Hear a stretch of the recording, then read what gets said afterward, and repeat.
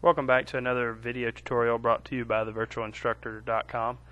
Today we're going to be drawing an eye with graphite. I like to start, this is going to be a person's left eye, by the way. That means if you're looking at them, it's on the right side of their head. I draw a line that goes up kind of quickly and then kind of gently goes down on the back side. An eye is not really an oval shape, it's not a football shape, it's its own shape. So I'm making that shape right now.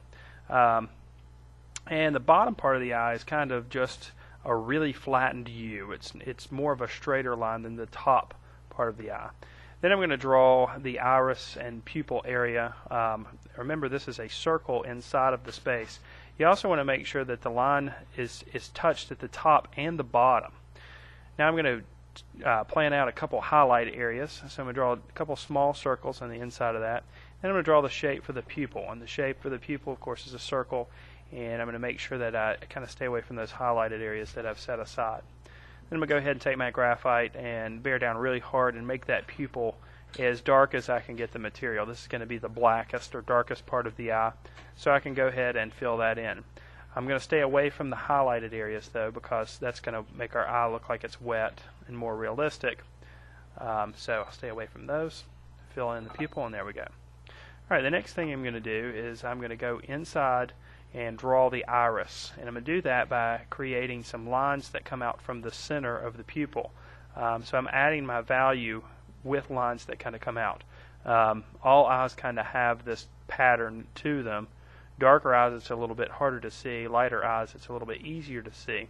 So this is how we're going to add the value inside of the iris. You always want to think about what direction your lines go in. Don't just haphazardly make lines when adding value.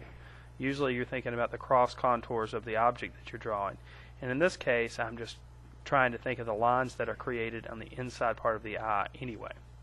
Alright, once we got a nice base value down, I'll go back and I'm going to kind of highlight the ring that goes around the outside part of the iris. And most eyes have this darker ring around it.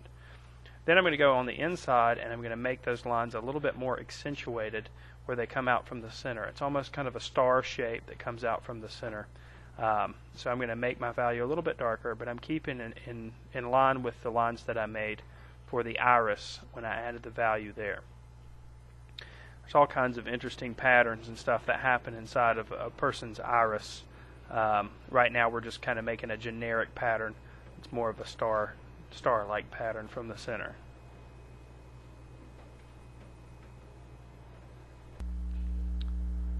I could spend a lot of time with the patterns in this eye, but because of the length of the video, I'm going to go ahead and move on here.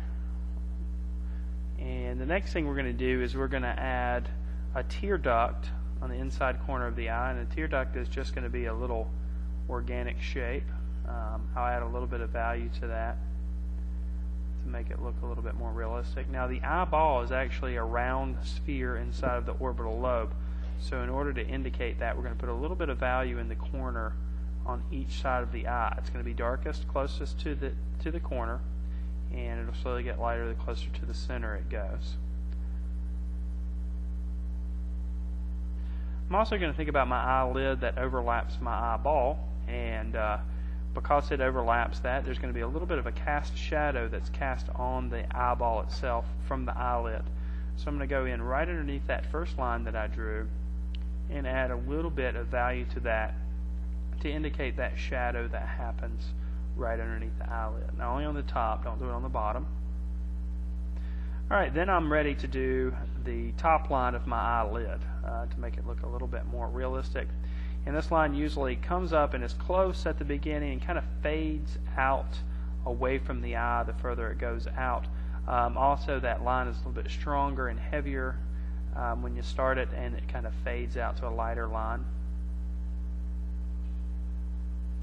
Alright, eyelashes are next, and eyelashes are a place where a lot of people mess up, but if you follow this simple rule, you won't mess up.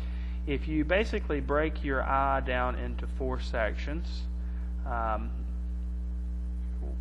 the top right hand corner is 1, 2, 3, 4, just like that. Section 1, your eyelashes are going to go up and out like that. Section 2, down and up like that. Section 3, up and down, and section 4, up and down. Alright, this is going to be the end of part 1. Join us for part 2.